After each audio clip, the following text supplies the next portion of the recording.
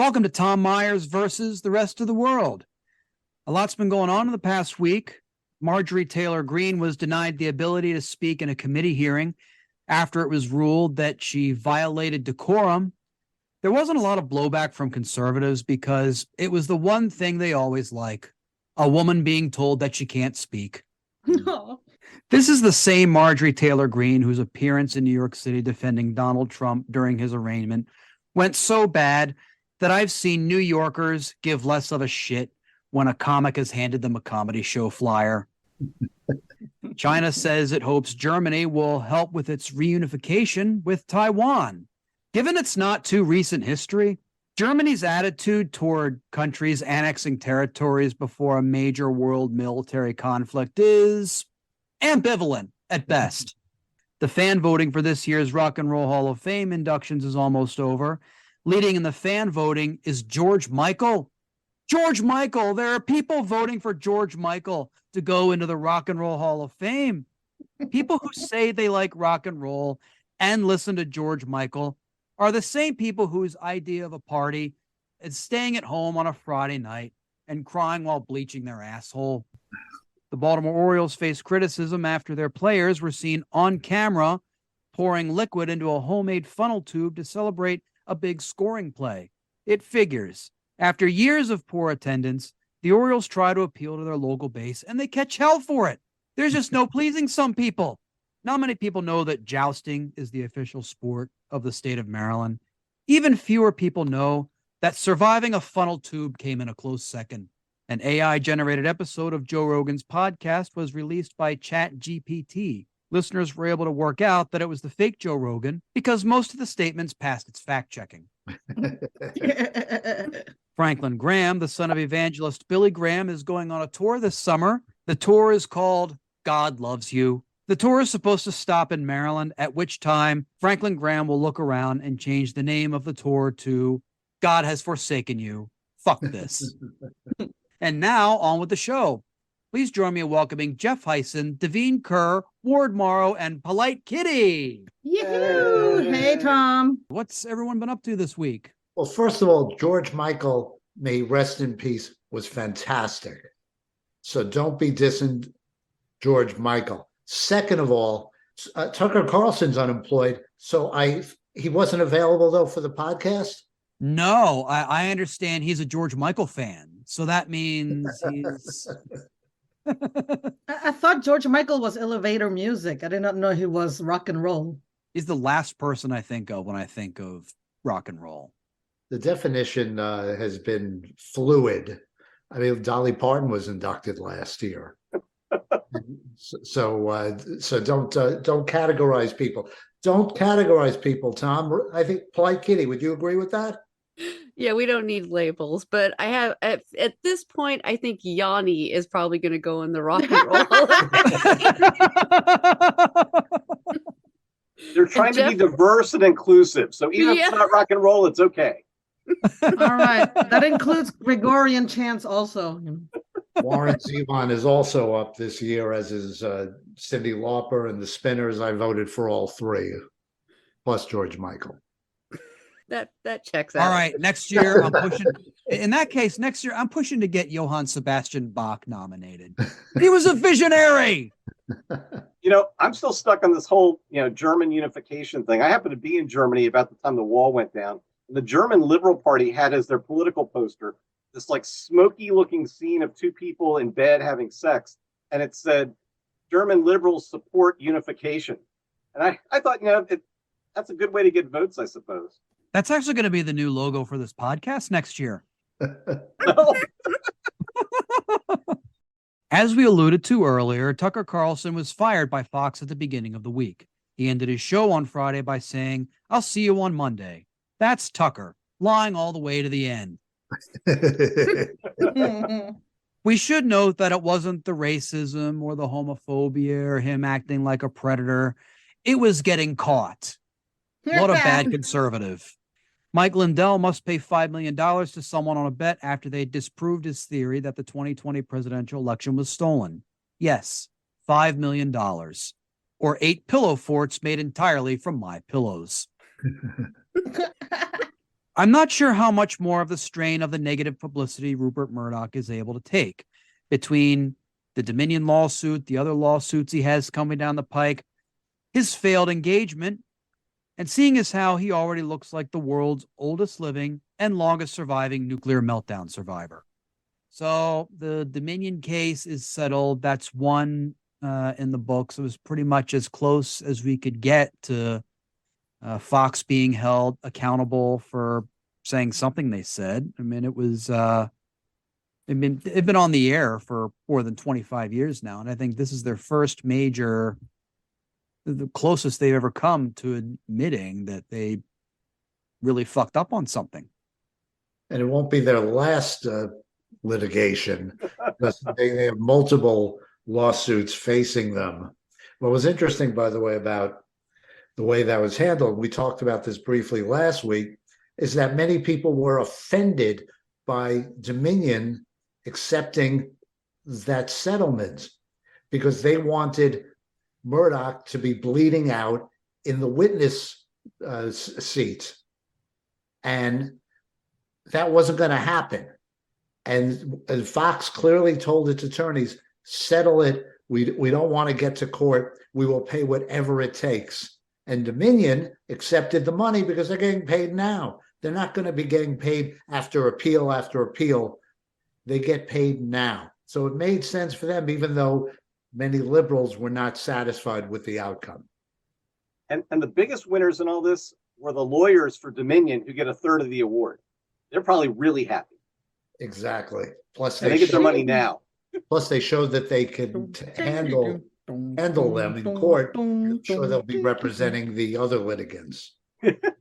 Davine, meanwhile, humming a Pink Floyd song, continuing with our rock and roll discussion. Yeah, it's called a callback. Oh, I thought since it was Fox News, she was humming "We Don't Need No Education." That too. That too, as long as it brings the money. Yeah, that's what I thought it was about. Just about the money, just a settlement, right? And just to prove that they're guilty on some level, right? Just all smoke and mirrors.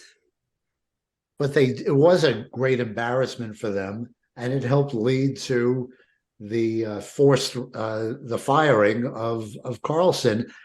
And what we're never going to know is how much they have behind the scenes about him. We already know that one of his producers is planning on suing him for sexual harassment, or suing Fox for the sexual harassment that she faced while working for Carlson, because Carlson kept using the C word, and you can't do that. I guess you can't even do that at Fox News. Wow. They're really becoming uptight. Well, he's got a job at the BBC, probably. He He can may use it not- there. No, Russian television. Russian television, yeah. Well, Tucker's already been featured on state television over in Russia, just as an example of an American broadcaster who disagrees with everything our government's doing. So, like, he might as well be getting paid by them now. Apparently, he will, as part of his release, quote unquote, from Fox News, he can't go to work for a company that's in direct competition for them. So what people have said, he's going to go work at Newsmax or OWN. He can't do that, at least until he gets his settlement. How about Or at least- Cinemax? But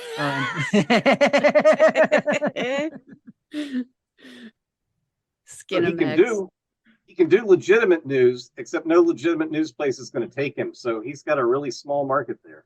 And he's been fired, by the way, by MSNBC, CNN, and now Fox. So that's the trifecta right there. And as for CNN, Davine, you mentioned CNN, they just got rid of Don Lemon. Don Lemon. I was about to say Lululemon. Yeah. And then my mind went to Detroit Tiger great Chet Lemon. I'm not sure why, but that's what I thought of there. They fired Don Lemon, didn't even let him go on the air to say goodbye. Not enough lemonade. At CNN, no wearing no wearing Lululemon items to the company outing at a baseball game. That's their new policy. There's So now I want lemon pepper chicken. Do you think there's some way that maybe they can trade places? You know, maybe Tucker could go and take Don Lemon's show, and Don Lemon could take Tucker's show. That really shake things up. I think that I think each of their respective employers would gladly trade back after, like the CNN morning people are with Tucker Carlson for like a minute, and then Don Lemon gets his own show on Fox and does what he does. Rupert calls Ted Turner's like, "Take him back right now." Oh, what a fucking headache. It's like that episode of SpongeBob when he went to go work from the chum bucket. He was like, "Nope, take him back." See, you don't get that type of analysis on other podcasts. Pod Save America is not comparing this to SpongeBob SquarePants. That's incisive analysis there. We never even brought up SpongeBob SquarePants when I was on Politipod. I got nothing for you on that. During the entire duration of the lawsuit being covered on Real News, as well as what's left. Try that again. During the entire duration of the lawsuit being covered on Real News, as well as what's left of CNN, Fox viewers were left blissfully unaware that their network of choice was involved in a multi-million-dollar legal battle, leaving the news of the settlement with these reactions. Show of hands, how many of you had heard about this 2-year legal battle between Dominion and Fox before our producer called you? 2 of you had heard about it. I was aware of the claims that had made against Dominion and the allegations of voter fraud more broadly. I just wasn't aware that Dominion had filed essentially a defamation suit against Fox. Obviously, Fox made those claims in some capacity, and Dominion took issue with it. So, okay, they sued them. What I came away from the court filing with was a lot of this is a matter of opinion. This has been over a year, correct? So for them to come to the table with no evidence to back up their claims, that's really frustrating, because it's quite frankly, we've had millions of Americans that have been doing their homework since 2020. It's pretty easy to find some funny stuff. I'm wondering how you feel knowing that one of the things that came out during Discovery was how different the hosts felt behind the scenes than what they were saying on the air. For instance, when Tucker Carlson said behind the scenes after the election on November 23rd, 2020, he says, "I had to try to make the White House disavow Sidney Powell," which they obviously should have done long before. Laura Ingraham in her text responds, "No serious lawyer could believe what they were saying." Well, I'd lost trust in them prior to that. Anyway, when Fox was calling out the election, I know a lot of people felt this way. They were calling out the election prematurely for Arizona. And then after that, there's been a lot of talking out both sides of their mouth. There's a certain level of willful blindness, but people see what they want to see. And that's true on the left and it's true on the right. But I don't look to any of the networks, including Fox, as the ultimate arbiter of truth. One more question. Show of hands. How many of you will still be devoted Fox watchers? I mean, not sure if it's devoted, but I'll still partake. They all sound like they've just come out of a coma that they were in before the remote control was invented. For those of you not watching the video feed, there were 4 white people who were representing the Fox viewership, and that makes sense. But all of them were under 40, so that's not a true representation of the Fox viewership. I loved how they said they did their homework, and all I could think was that Wikipedia and TikTok? I'm not sure. Their dog did their homework and ate it. Yeah. They did their homework and watched 2 different shows on Fox News. That's their version of homework. it's like watching people who are in a cult.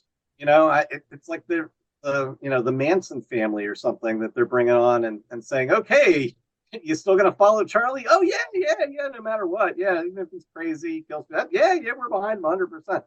Yeah, he paid $787 billion, but nobody ever actually brought the evidence out. Okay, what Kool-Aid are you drinking? I don't want any. But are they going to get on a spaceship or something and go? It's like, wonder what the end game is for these guys. I can't figure that one out. Manson did his homework. That's going to be the official stance of this podcast.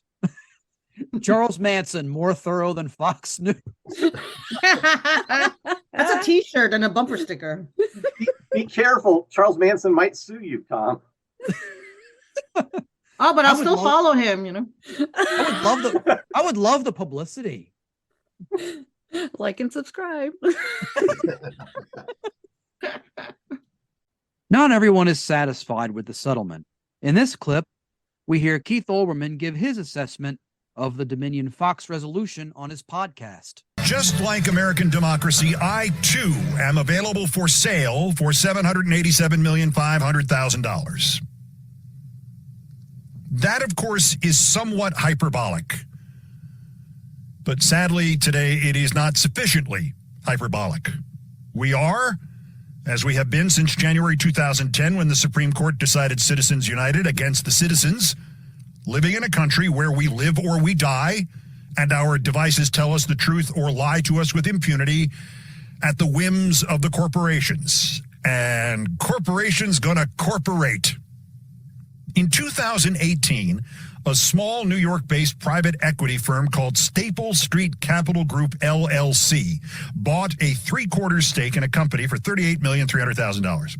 That company is called Dominion Voting Systems, and the settlement of the Fox suit yesterday means Staple Street just got a 1,567% return on its investment, and only in America, baby. Sorry you thought our truth bombs about what Tucker Carlson said about Trump were some sort of prelude to the end of Rupert Murdoch and Fox, but dude, ask Mr. Smartmatic over there. Maybe he'll put America ahead of corporate profits. We just got $600 million, baby. You know how many fleeces with Staple Street on them we can buy with $600 million?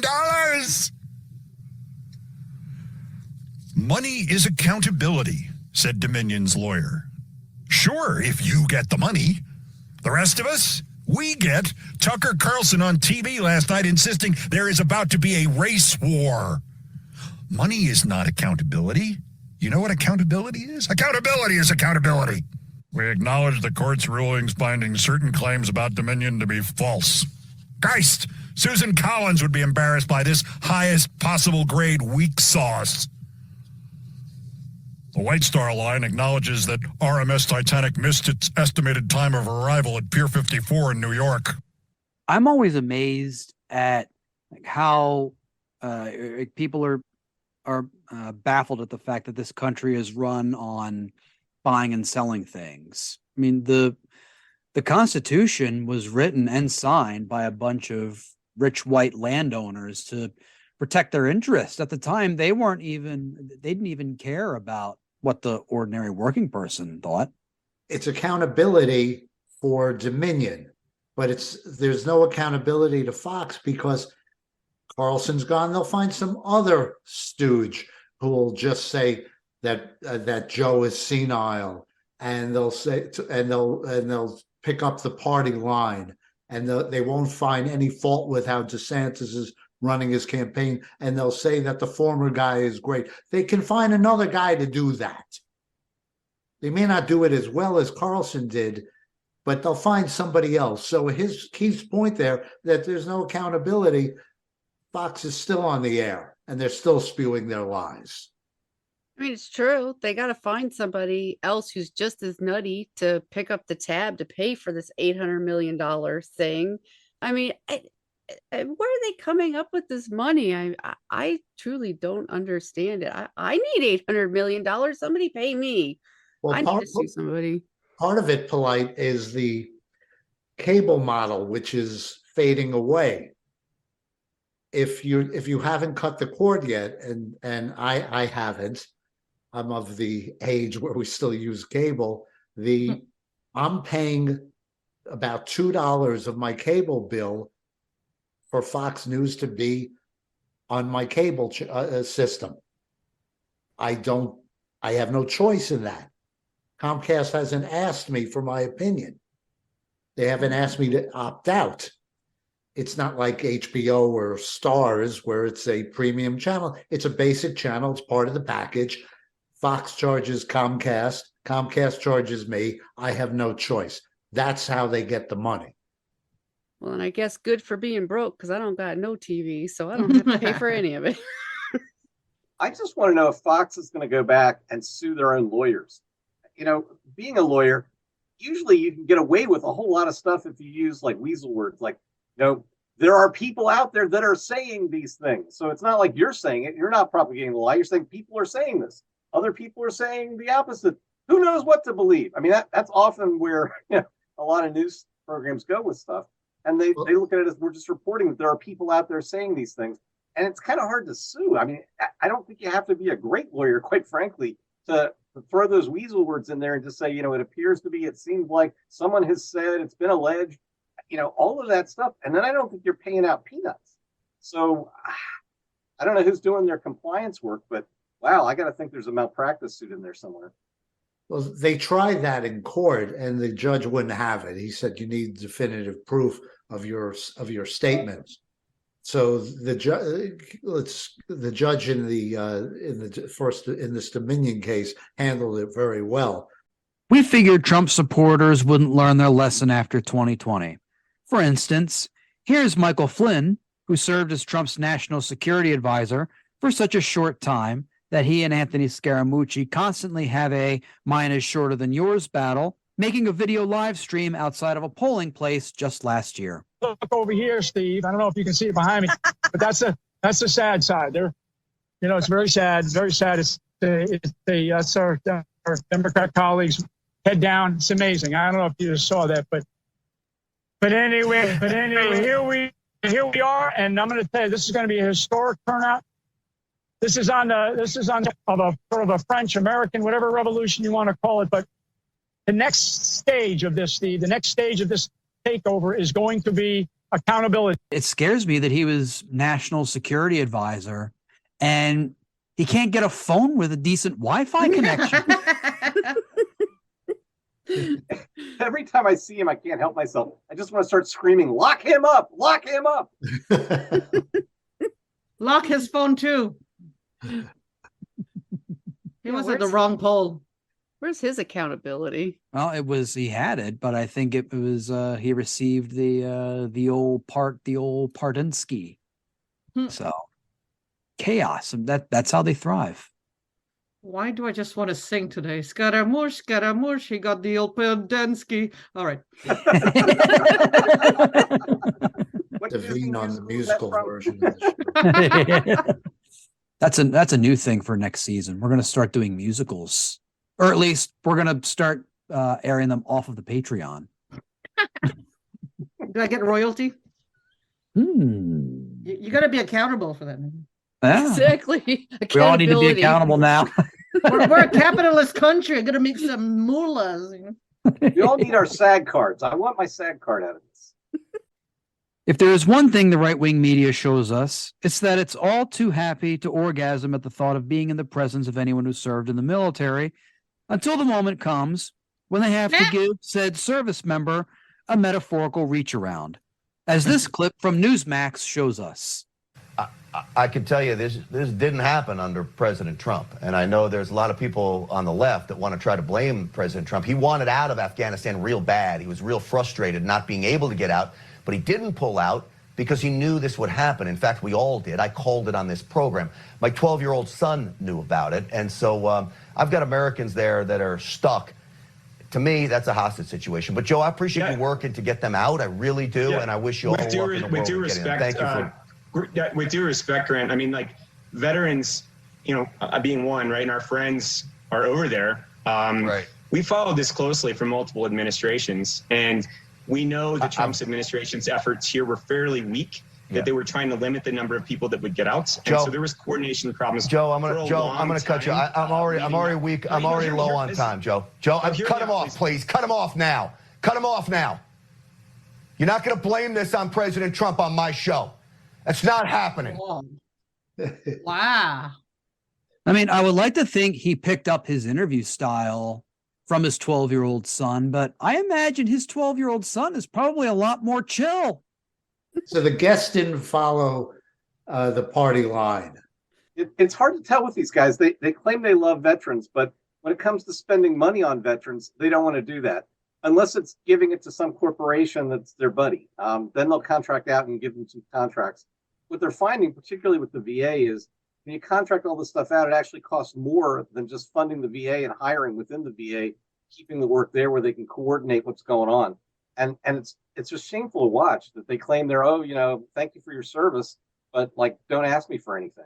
And that's not supporting them. They're all for veterans. They're all for young people to go die for their wars. And now a tribute to the finally departed Tucker Carlson. In this clip, we can see him taking on a very unique cause. The other big change is that the brown M&M has, quote, transitioned from high stilettos to lower block heels. Also less sexy. That's progress. M&Ms will not be satisfied until every last cartoon character is deeply unappealing and totally androgynous. Until the moment you wouldn't want to have a drink with any one of them.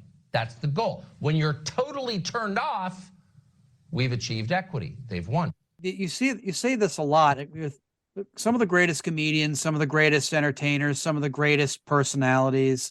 Like, they're able to relate to their audience. Like, Tucker Carlson is talking about sexualizing candy, and you sit there and you watch this clip, and even the most devoted Fox viewer has to think, I wasn't thinking this bullshit. When you're totally turned off, they've won. That's exactly what he said. Who's getting turned on by cartoon images of delicious chocolate candy? Wait. That's okay. A lot of people get turned on by cartoons. Okay, it's called hentai and it's in Asia, but that chocolate, that's different. We're talking about something else here. Yeah, it's cartoon images of the candy. Yeah. They want to control who consenting adults, find attractive and decide they want to, make love to. But candy's cool. Candy's okay. We're gonna, sexualize M&Ms. I don't know where these guys draw. I won't be blind. I just don't want people to kink shame nobody here. All right, I'm not gonna sugarcoat things, but it's just weird that they even have any sexual life to begin with. I thought it was all about purity. But no one's thinking of it that way except for him to say it's wrong that they're not sexual enough. No one's thinking about it that way. Maybe he's only looking at the legs alone, just focus. It's like a mermaid. You just look at the fishtail part that's sexy, But you've got it backwards. If it's a mermaid, you'd have to have the fish Oh, head. no, it's the fishtail, not the boobies. We all know these guys like the fishy part, Like... Well, I think the origin or the genesis of that clip is Tucker Carlson wanted to have a wet dream about an M&M, and it was underway. And in the dream, the M&M just turned around and bullied him. And on that note, that's our show. I want to thank Jeff Hysen, Davine Kerr, Ward Morrow, and Polite Kitty.